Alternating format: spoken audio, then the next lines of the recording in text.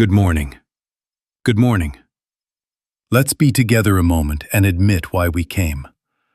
Not for another theory, not for more words to stack on the shelf, but to find out, honestly, humbly, why prayer feels like pushing a boulder up a hill and watching it roll back down on our toes. We have this line, all of us know it, seek first the kingdom. And yet, some days it seems as if seeking has turned into a proving ground, a testing ground, a place where we measure and strain and then check the sky for results.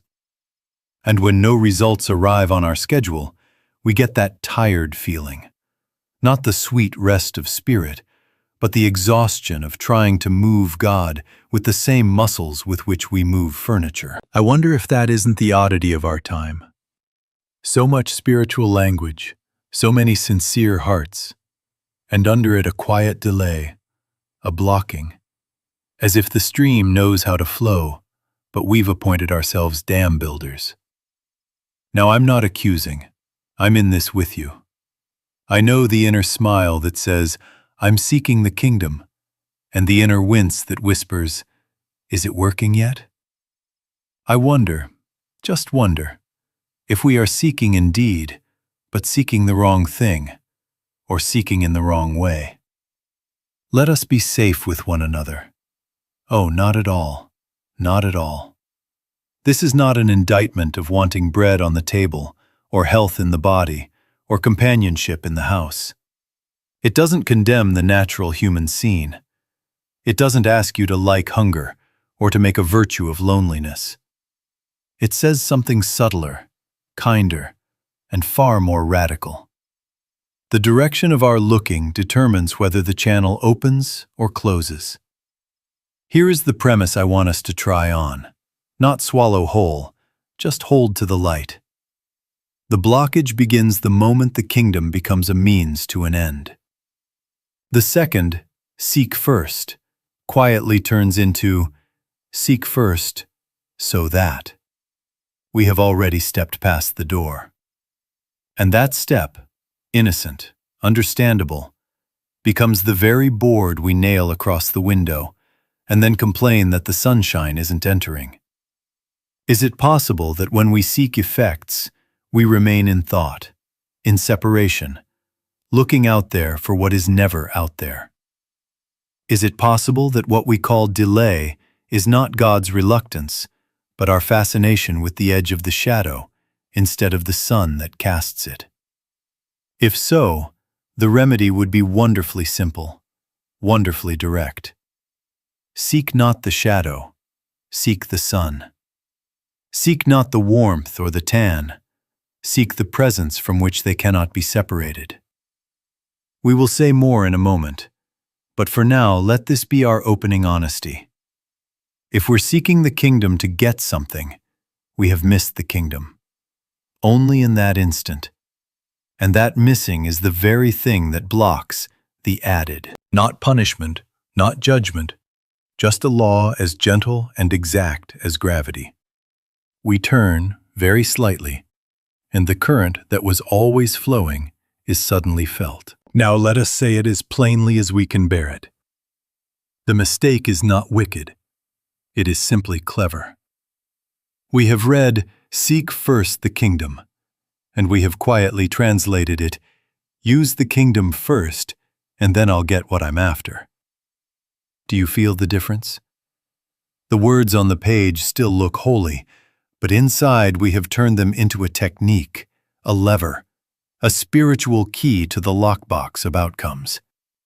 And because it sounds reverent, oh, how it sounds reverent, we don't notice that we are bargaining with God. Only we've traded casino chips for scripture quotes. I will meditate so my anxiety stops. I will pray so the money comes. I will surrender so the relationship returns. I will be loving so the diagnosis changes. I will be unselfish so I can look myself in the mirror and pass my spiritual report card. Different costumes, same play. The form changes, the motive marches on with a clipboard. And then we sit in the chair and time the click, don't we? Has it happened yet? Is the peace here? Did the phone ring? Are the symptoms quieter? I'm wondering who I'm kidding when I sit like that. Am I seeking God, or am I seeking my improved circumstances and calling it God? Let us be gentle. Oh, not at all. Not at all. This is not a scolding. It doesn't mean you shouldn't wish relief for a child or a roof that doesn't leak. It doesn't mean we do not plan meals, pay bills, return calls. It only points out that when the hidden outline is running the show, the heart is still facing the picture. The mind is still outside itself, hunting, measuring, bargaining, arranging. And that, simply that, is what pushes the kingdom into a tomorrow that never arrives. You see, an outline is still thought. Even a very religious outline is still thought. It says, first this practice, then that result. And in that very sentence we have stepped again into the sea of thought, into the anxiety about time, into the fear of failure. And so the added cannot be felt because we are busy counting its absence. We have taken the sun and tried to negotiate for its warmth without standing in the light. We have taken the word presence and used it as postage on a letter addressed to future conditions. Is it possible that even our unselfish prayers can be self-serving, if they are aimed at a better picture we can approve? Let my loved one be safe, so I can be at ease. Let the world be healed, so my mind can be proud of belonging to the right team. Oh, the subtleties of it. The subtlety is not a sin, it is a mirror. It shows us where we are still living as a private I that must manage life by spiritual methods. And the moment we glimpse it, we can smile, put down the clipboard, and turn, not to a new method, but to no method. When seeking becomes a method to obtain effects, the seeking is no longer seeking God. It is seeking effects with holy language. And the consequence is exact. Our attention is thrown back into fear and measuring, and the added is postponed by the grasping meant to produce it. Let's admit it. Laugh softly at the cleverness, and be willing to seek, without the so that. Only then does the door we keep pushing swing inward of itself. Now, why does it block the added? Why does the minute we make an outline for outcomes, the window seem to fog over? Because effects are not a separate supply line that can be ordered by catalog number. The added is not a paycheck from heaven for good devotional behavior. The added is the natural accompaniment of realized presence, the shadow cast by the sun on a bright day. We do not receive it by negotiation. We notice it because we are in the light. Think of the sun. You can't pray to the sun for warmth as a separate parcel, and for a tan as another parcel, and for light as a third. You can't plead, please, sun, deliver me 3 degrees more, and overnight delivery on the bronze. No, no. You bring yourself into the sunshine, and without bargaining, without timing the clock, warmth and light and color appear as one thing. Because they are not things. They are the qualities of the presence of the sun. So it is with God. Peace, supply, guidance, companionship, healing. These are not commodities that God ships because our petition was phrased correctly. They are the qualities of God's presence realized. When presence is felt, they appear in their proper forms, as naturally as skin warms in sunlight. Oh, not at all. Not at all. This does not mean you have no needs or that you pretend away a leaking roof. It doesn't mean you stop acting. It doesn't mean you abandon the phone when a call should be made, or sit in the dark waiting for celestial electricians. It means something far more practical. You stop asking God to become what God already is. You stop instructing reality to be real. Instead, you rise above the sea of thought long enough to feel the actual click of presence. And then you let action flow from that contact. Here is the blocking mechanism, as exact as any law of physics. Petition for effects fastens the gaze on absence. I lack. I need. I am without. That very stance divides the universe into two: God somewhere, me here, and a river of missing in between.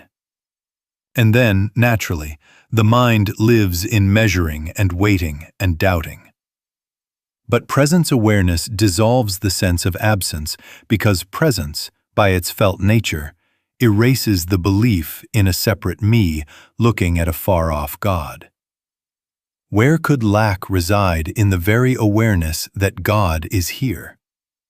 In that awareness, the added appears as what it always was: expression, outflow, form of the one being itself. You see, the prayer changes from give me to let me feel.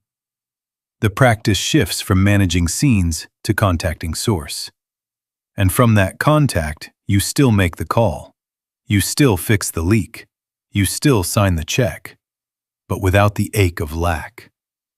The doing becomes an outcome of being. Seek me only. Seek me only.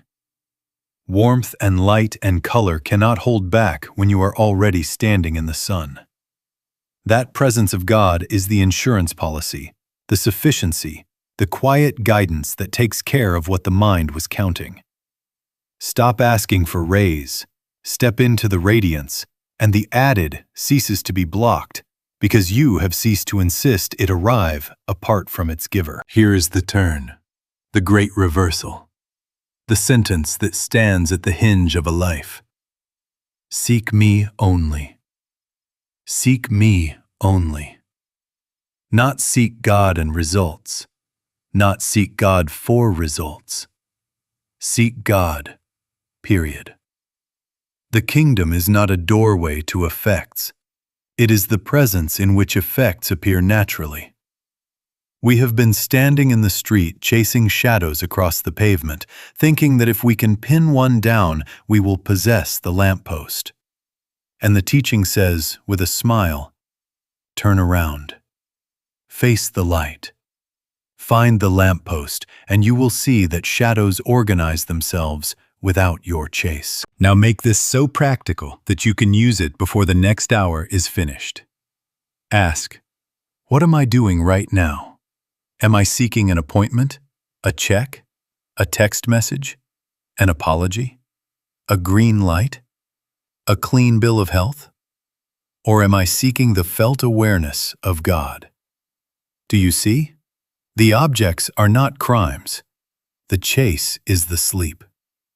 When we stop a second and reverse our gaze, away from the picture and into the presence, we are not ignoring life.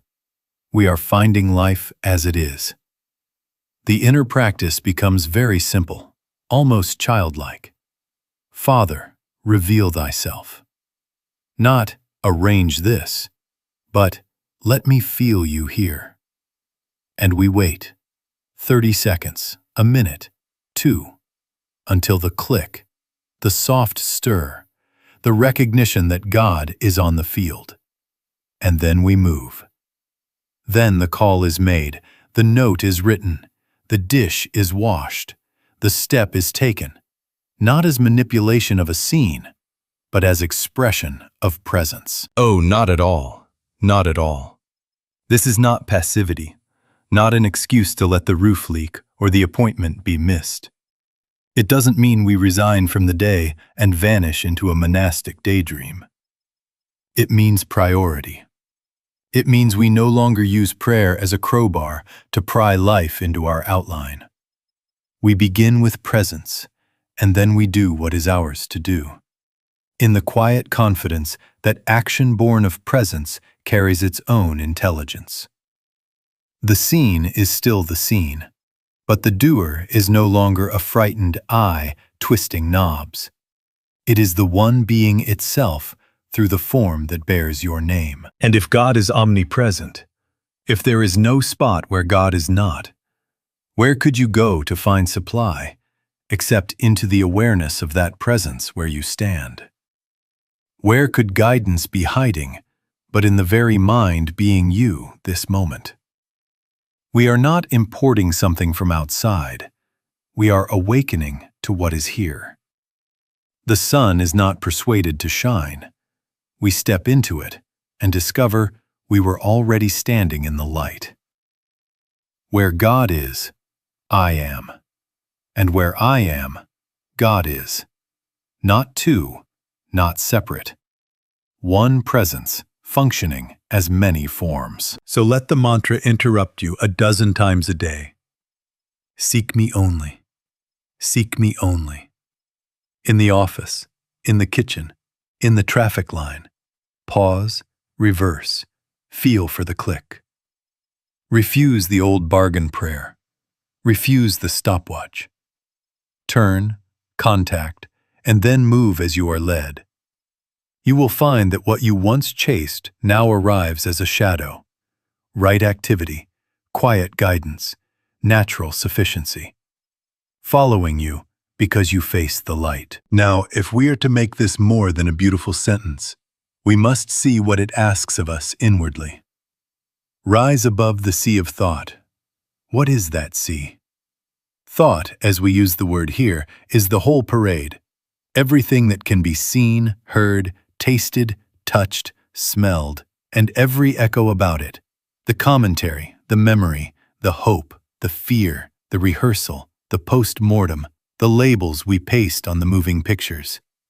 It is yesterday's news, tomorrow's weather report, and the present hour's opinion page, all bound into one mental newspaper. The mind prints it, and we read it at breakfast, and then again at lunch if we're not careful. Now, can such thinking deliver God? Can the printing press set type for the infinite? No. No. Thought can rearrange appearances, move the furniture of experience from one side of the room to the other, add a new cushion, change the color of a wall.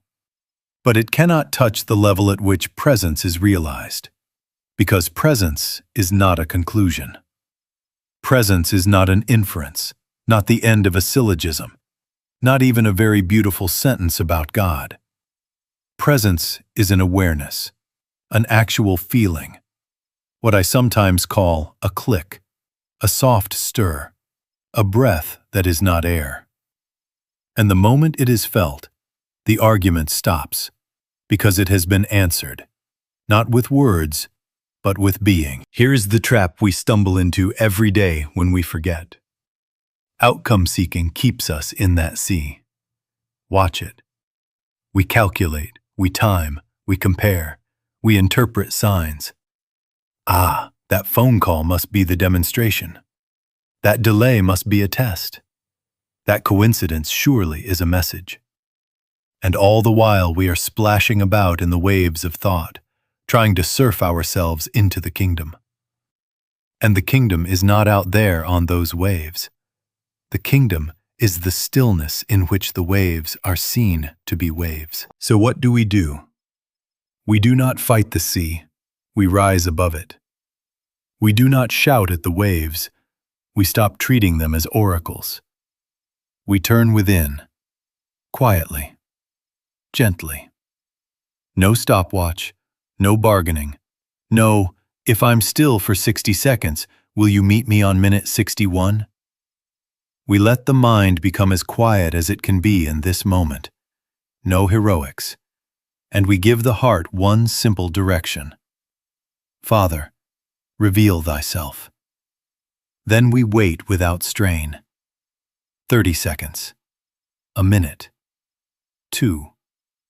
We are not waiting for a sign on the outer field. We are resting until there is a click, a small warmth, a loosening, the sense that God is on the field where I am. Oh, not at all, not at all. This is not a war on thoughts. It is a change of altitude. If a thought bangs the door like a late delivery man, let it set the box down and go. If the mind wants to discuss tomorrow's garbage pickup, we smile, thank you, and return to listening. The listening is above thought. The presence is above thought.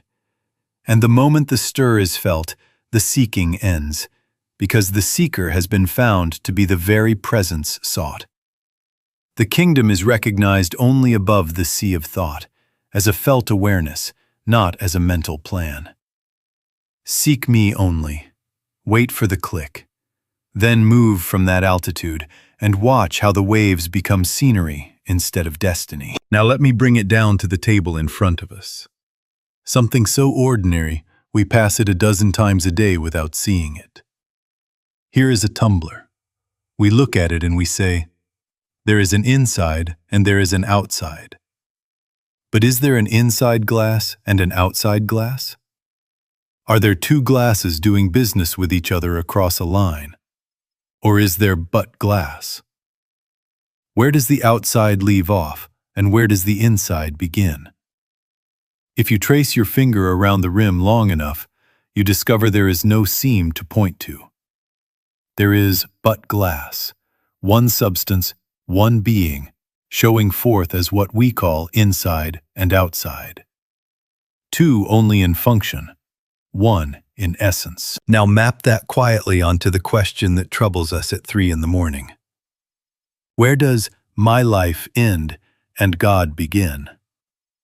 We have been trained by centuries of language to imagine a God on the inside, holy, invisible, and a me on the outside, busy, visible, beset by conditions. And then, naturally, we start a project. How shall I get the God in there to come out here and fix this edge of life that hurts? Can you see it? The project is built on a line that does not exist. We are trying to negotiate across a seam that is not there. We knock at the door of the glass, asking inside to bless outside, while all the while there is but glass. This is why seeking effects blocks the added. Seeking effects presupposes two: God over there, my problem over here, and some spiritual rope to pull them together. But the rope is made of thought. And thought, when it assumes separation, strengthens the feeling of two. The more we tug, the tighter the knot.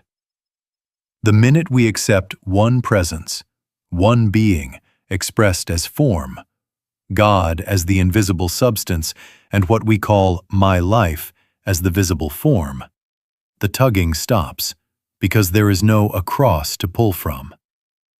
Expression is not supplied from elsewhere. It is the very outflow of what is. Oh, not at all. Not at all. This does not inflate a human ego and set it on the throne. It doesn't make a little I into a big I with a crown. It dissolves the little I. It reveals that the only I is God being itself as this individual identity. We don't graduate into God. We awaken from the dream of being apart. We are only two in function, God as essence, we as expression. There is no me separate and apart from God, asking God to come lend me a little divinity for the afternoon. And what follows? If God is the substance, the very glass, then harmony is not imported like a delivery from a distant warehouse. Harmony is uncovered as the false line fades. Guidance is felt because the mind that is God is the mind here. Supply appears because the life that is God is the life here. Healing is natural because the presence that is God is the presence here. Seek me only until the click of presence is felt, and the imaginary rim separating God and life melts. Then the added is not coaxed. It appears as the shadow of what already is. Because there is but glass, there is but God, there is but one. Now, because all of this can sound very solemn if we aren't careful, let us bring in our friend the Beeble. Yes, the Beeble, and its cousin the Borble. It's a funny sound. Roll it around inside your mouth a moment. Beeble. A beeble is anything to which we attach undue importance. Money can be a beeble. Status can be a beeble. A diagnosis can be a beeble. A relationship can be a beeble. Oh, and the subtle ones, our hours of meditation, our collection of spiritual books, our reputation as a very illumined person. Those can be the shiniest beebles of all. The thing itself is not the mischief. The undue importance is. The shine we paste on it becomes the spell that tells us life depends on that object behaving to our outline. And here is how the mistake dresses up in church clothes. We take God, who is the very life, and we convert God into a dispenser for beebles. We call it faith, but often it is fear wearing scripture. If I pray this way, surely I will get that. If I surrender correctly, surely my scene will change. If I clean up my diet, or my vocabulary, or my temper, then heaven will release the package marked Approved Demonstration. Can you feel it? Holy bargaining. Dear God, I have paid the tithe. Where is my rebate? Dear God, I forgave twice. Can I have my harmony now? Dear God, I doubled my meditation minutes. Is it safe to check my email for the miracle? And the heart whispers, who am I kidding? Am I loving God or leveraging God? You need a sense of humor to see this and not be crushed by it. You need to catch yourself in the act and smile. There you are, with your most elevated prayer voice, trying to control outcomes with a rosary of spiritual phrases. And there is nothing wrong with phrases. There is only something wrong with the motive that hides behind them. Timing the clock, peeking at the phone, bargaining with the infinite. Sometimes I think the angels must have the best laugh in the house when they watch us outline traffic lights and stock prices with a hallelujah at the end. Oh, not at all. Not at all. This doesn't mock your sincerity. It doesn't say throw away your wallet or your watch. It says lighten up the grip. Let presence be presence, and let bibbles be what they are. Props, scenery, useful, lovely sometimes, but not the ruler of your heart. Here is the paradox that unlocks freedom. The way to have rightful use of the bibbles is to give up the desire for them. Give up the enslaving importance. Stop worshiping them. Stop fearing the loss of them. Stop bargaining for them. And strangely, beautifully, they fall into their place. They become secondary, subservient, available for right use because you are no longer their servant. You are not a victim of fate.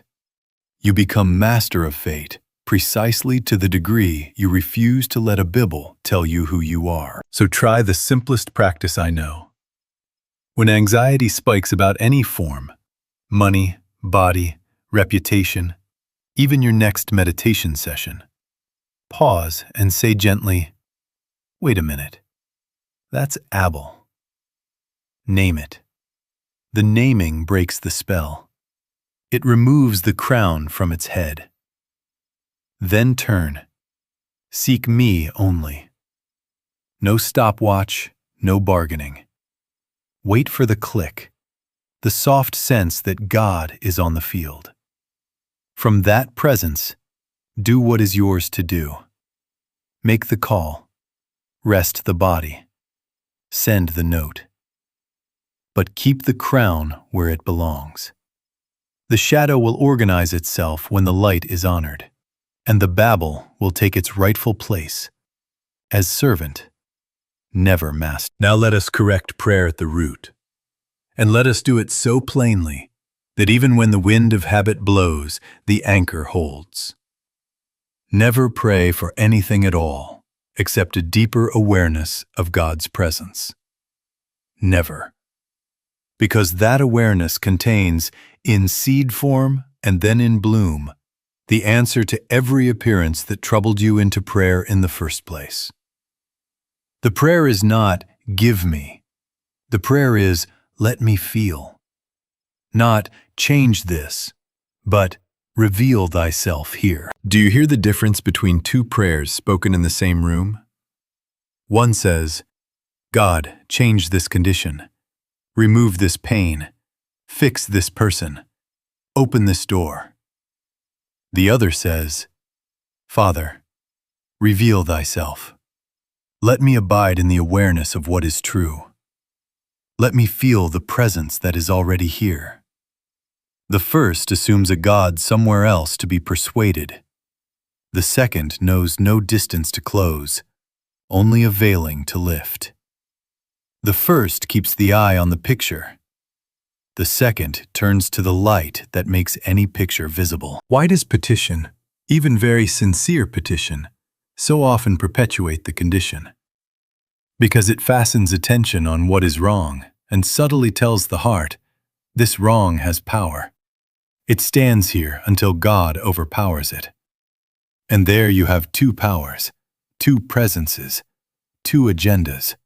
And immediately the sea of thought rises with measuring and waiting and fearing. Petition tries to influence God, as if God were absent or reluctant. No, no. God is not reluctant. God is presence. Our unawareness is reluctant. Our attention is absent. Petition stares at the shadow, names it, analyzes it, bargains with it.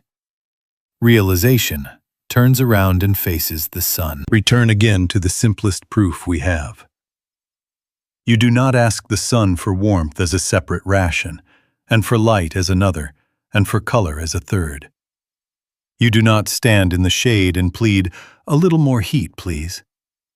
You step into the sunshine, and warmth and light and color appear as one fact. Because they were never parcels, their existence is inseparable from the sun. In the same way, you do not ask for peace as a package. You abide in presence, and peace is the atmosphere. You do not demand guidance as a telegram. You contact the mind that is God, and guidance is the natural intelligence of that mind expressing. Where God is, I am, and where I am, God is. Seek me only, and the rest is the shadow. Oh, not at all. Not at all. This is not denial of the picture. It doesn't ask you to call a storm a sunny day, or to pretend that a bill is paid when it isn't. It asks you to move from the picture to the source, and then let the picture conform as a consequence, not as a target. We are not abandoning action. We are abandoning outlining. We are not ignoring needs. We are discovering sufficiency at the level where needs dissolve by being met. So the practice becomes very simple. Turn within and say softly, "Father, reveal thyself. Let me feel thy presence. Let me rise above the sea of thought long enough to know that God is on the field." Then wait.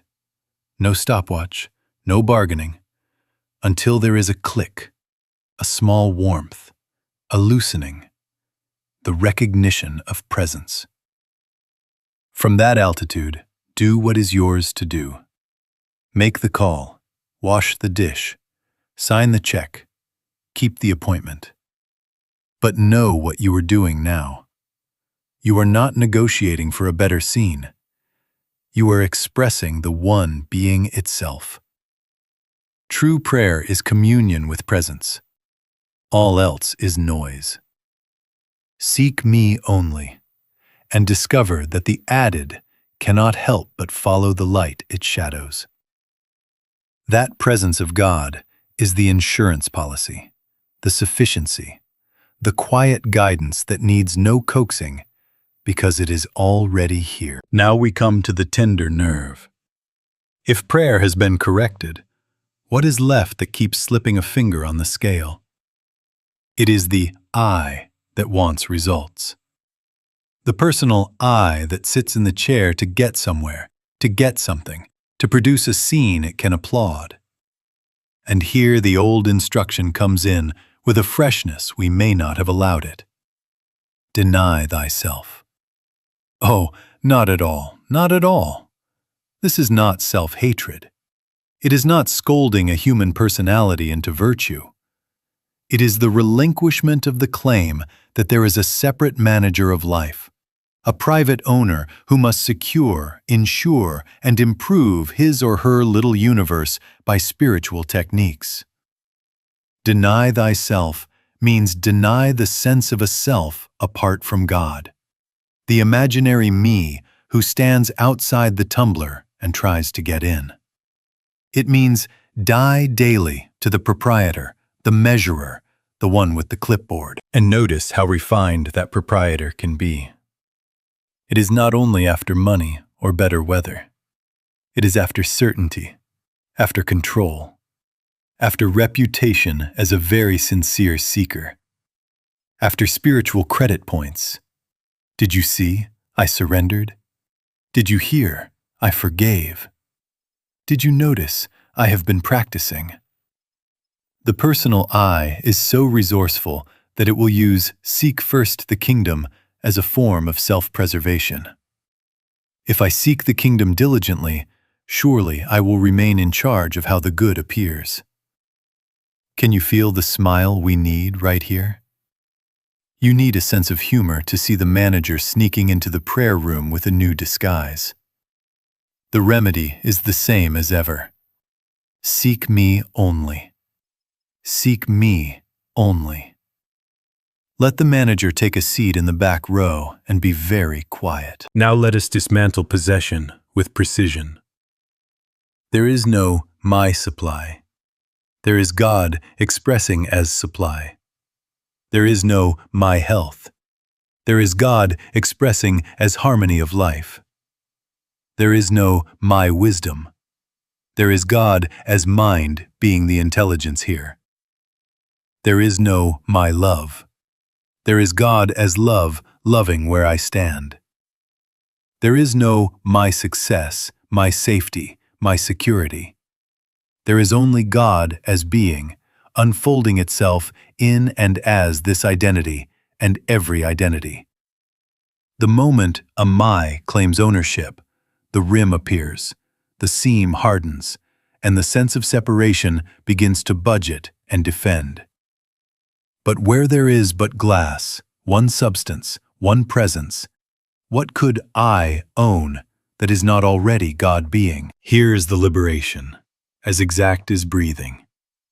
When the I relaxes its grip, presence is felt. When presence is felt, right activity arises of itself. Quiet, timely, intelligent action that does not argue or strain. And when right activity moves, the added shows up as its natural shadow. Appointments fall into place, the word is given, the help arrives, the body finds ease, because none of it was being dragged by a private will. We cannot be in charge and be at rest at the same time. Choose rest, not as passivity, but as reliance on presence. And the doing that belongs to you will come without the grit in the gears. So how shall we measure progress? Not by the stopwatch on outcomes, not by whether the scene rearranged itself on our schedule. Measure by awareness. More quiet where alarm used to live. More trust in the middle of moving parts. More love leaking out where criticism kept house. Less compulsion to manage, to outline, to announce the results before the ink is dry. If today there is 1 degree more of that stillness, 1 inch more of that tenderness, 1 shade less of that frantic I, that is progress. That is the kingdom pressing through. Seek me only until the click of presence is felt, and let the personal I evaporate in that light. I live, yet not I. The life lives itself as me. Where God is, I am. And where I am, God is. In that one awareness, the veil thins, the manager retires, and the added walks in as if it had been waiting at the door all along. Now let us make this very plain, very workable, so that tomorrow morning you cannot possibly be confused. Never start the day, never finish the day without inner contact. That is the entire method.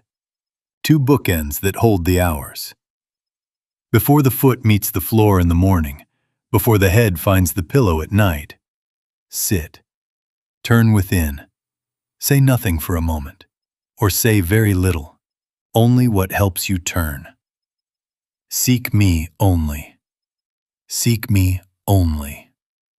And then wait, not for a picture, not for a sentence to appear in the sky, but for that click, that soft stir, the gentle awareness that the presence that is God is on the field where you are. What is contact? It is not recitation, not affirmations strung like beads to impress heaven, not visualizing a successful day as if God were an interior decorator for your calendar. Contact is an inward yielding past words, an easing downward like a stone settling to the riverbed until you sense peace or warmth or an unargued stillness or a quiet assurance that needs no headline. Thinking won't make this so. No. No. This is above the sea of thought. It is the felt realization of what has always been true. Where God is, I am. Where I am, God is. And the minute that is felt, even a little, the seeking ends for that sitting, and the hours have been anchored to the real. Now a caution that saves many detours. Do not use this contact to program the day. Oh, not at all. Not at all. We are not placing orders. We are not outlining traffic patterns, conversations, sales, or diagnoses to suit our private map. We are not handing the infinite a clipboard. We are letting the fact of presence establish itself as our awareness, and then we walk, naturally, into the duties that appear. After the click, you shave, you dress, you pack a lunch, you answer the phone. But you do it as one who has turned to the sun, not as one who is chasing shadows with a stopwatch. And if thoughts intrude, and they may, like neighborly cats pushing in the screen, do not wrestle, do not scold. Smile. Let them brush by. Gently return to the pointer that points beyond thought. Seek me only. Whisper it once or twice as a boat hook to catch the dock and draw the heart in, and then release the words and listen. 30 seconds, a minute, 2. Not timing God, not promising to be holy for 3 minutes if heaven will perform at minute 4. Just resting until there is a loosening, a small warmth, a sense. That presence of God is the insurance policy, the sufficiency, the quiet guidance that contains the day without your management. Evening is the same. We do not review the ledger and present our critique to the Almighty. We do not rewrite the scenes we wish had gone better. We return, as children do, to the one simple truth. Seek me only. We let the day dissolve into presence, forgive the pictures their drama, and we settle into the click. Sleep then belongs to God, and the night becomes a workshop for renewal rather than a forum for worry. Daily contact, without outlining, trains the heart in the great reversal. You stop using God as a tool and begin abiding in God as your being. And as surely as standing in sunlight warms the skin without your managing the rays, life begins to be added to you as shadow, without chase, because the light has been honored first. Seek me only in the morning. Seek me only at night. Hold to these two bookends, and the shelves of the day will not collapse. Now for a little shock test. A gentle jolt that reveals more in a week than months of polite intention. For the next 7 days, just never voice the word I. If never is too much, reduce it drastically. Make it an experiment, not a bondage. We are not making grammar a god. We are using speech as a steering wheel. It is astonishing how quickly the tongue tells us what the heart is serving. The moment the lips reach for I, you will feel the whole machine of personal management warm up. I think, I need, I deserve, I'm right, I'm worried, I'm planning, I'm so spiritual today. And there it is, the outcome seeker, the bargain maker, the one who chases shadows with a stopwatch. Oh, not at all. Not at all. This is not perfectionism. We are not issuing traffic tickets to ourselves every time the syllable escapes. This is discovery. When you slip, and you will before breakfast, smile. You need a sense of humor. Catch it in the air as it flies and let it land gently on the counter. Notice what was trying to be secured. Approval, safety, advantage, the last word, a cushion against uncertainty. See how often complaint rides in on I. I didn't sleep. I hate this weather. I can't believe they did that. See how self-justification loves the microphone. I only said it because I'm the one who always, I had no choice. Pride stands right there, subtle, polished. I handled that beautifully. And fear, too. I'm afraid this won't work out. Each time, the same route. The personal center trying to manage effects. Now make the turn in real time. As the word approaches the lips, pause and ask inwardly, am I seeking effects right now, or am I seeking God? Then let the mantra do its work. Seek me only. Seek me only. Wait a few breaths, 30 seconds, a minute, until there is the click, a loosening, the soft awareness that God is on the field. Then speak again, but from presence, and if language is needed, try softer constructions. There is a sense of tiredness here. A short rest would be wise. Or, looks like this needs attention. Let's see what serves. Or simply, thank you, understood. The point is not to become clever. The point is to unseat the proprietor and let the one speak in gentler pronouns, or in none. Do you see what this fast accomplishes? Reducing the voiced I weakens the outcome-seeking ego and makes room for presence. Attention shifts from self to source, and fruit follows without forcing. Less argument with life, more listening, more space in which right action rises unannounced and timely. Fewer speeches, more accurate words. The day stops being a debate and becomes a collaboration, presence leading, form following. You will find yourself guided to do the next simple thing without inner commentary. And the added appears as shadow. Appointments lining up, help arriving, peace settling. Because the manager hasn't claimed the throne. If, in these 7 days, all that happens is this. 3 times before lunch, the lips pause on I, turn, seek me only, and wait for the click. Then, the kingdom has edged forward. Die daily to the syllable that runs the world, and watch the world stop running you. Where God is, I am. Where I am, God is. And the less that is said about I, the more that becomes your living. Now let us be very simple and very honest about what the added looks like when it appears. It does not always come with trumpets. Often it walks in sideways, as if it were already seated and you only now noticed. A call you were avoiding makes itself, and the conversation is easy. The idea that would not appear while you were staring at the page slips in while you are washing a dish. A tight relationship relaxes, not because you fashioned the perfect speech, but because, after the click, a gentler word found you. The bill that seemed immovable meets an unexpected provision, or a different arrangement, or the courage to make a clear agreement. Decisions grow calmer, timing improves, and you discover a curious grace. What is yours to do stands right in front of you, and what is not yours to do loses its power to frighten. Notice the sequence.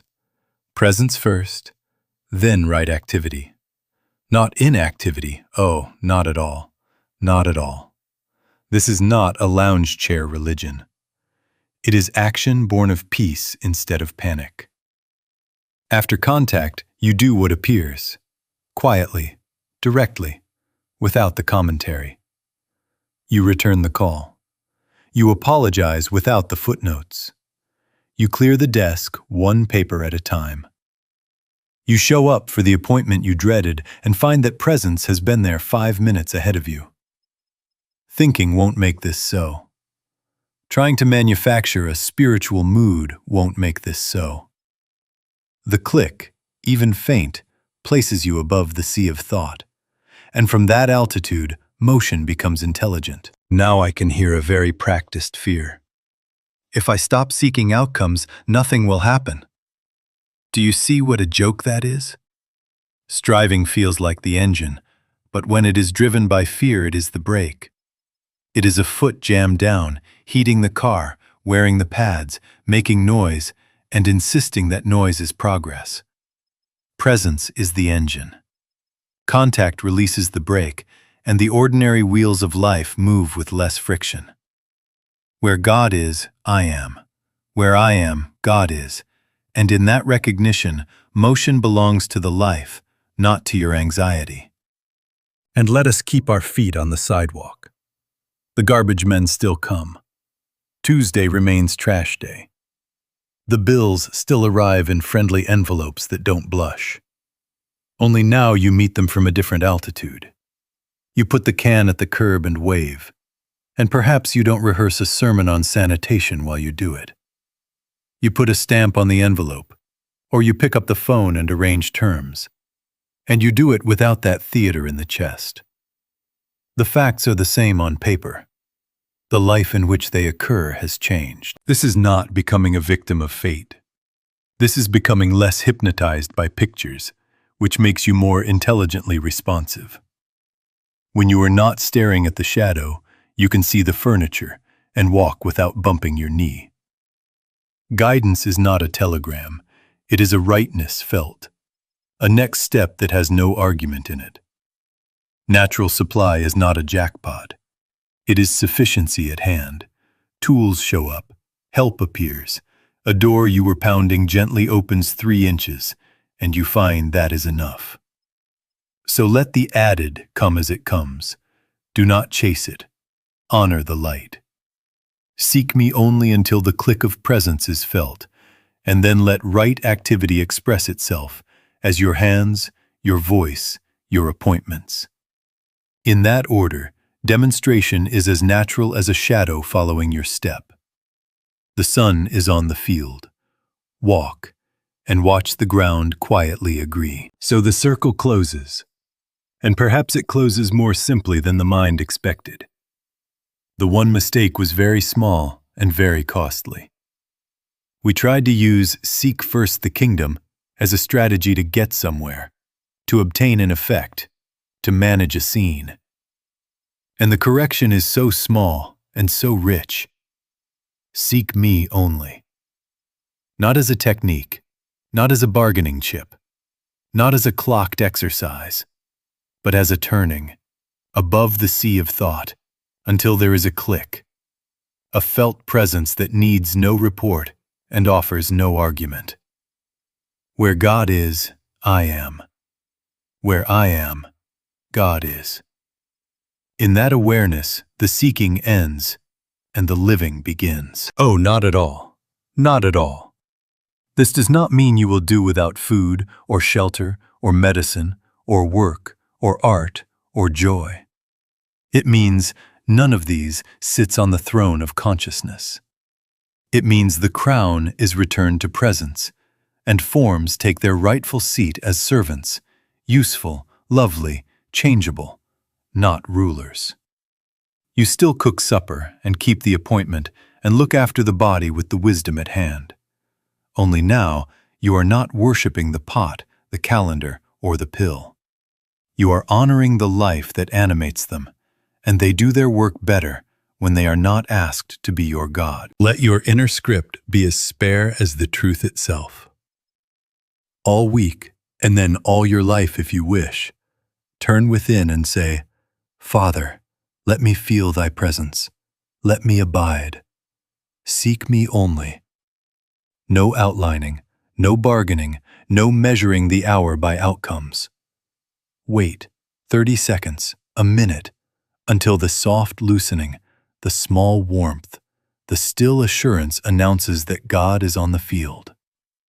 Then move as you are moved. That is all. Thinking won't make this so. The click will. Let us be still a few minutes. Right where you are, lay down the bibbles and the baubles, the lists and the clock. Do not fix a picture. Do not push a prayer. Turn gently, as a flower turns without a lesson. Father, reveal thyself. Father, let me feel. We are not pleading for a parcel. We are coming into the sun, and warmth belongs to it. We are coming into presence, and peace belongs to it. And now hear this as promise, not fortune, as law, not luck. When the kingdom is first as presence, what needs to be added can be added, because nothing in you is blocking it. The shadow finds the foot that casts it. The door that was a wall becomes a way, because you are no longer pushing. You are abiding. Seek me only until the click of presence is felt, and let life be added as it must, as it will, as it always does when the light is honored first. The sun is on the field. Be still and walk.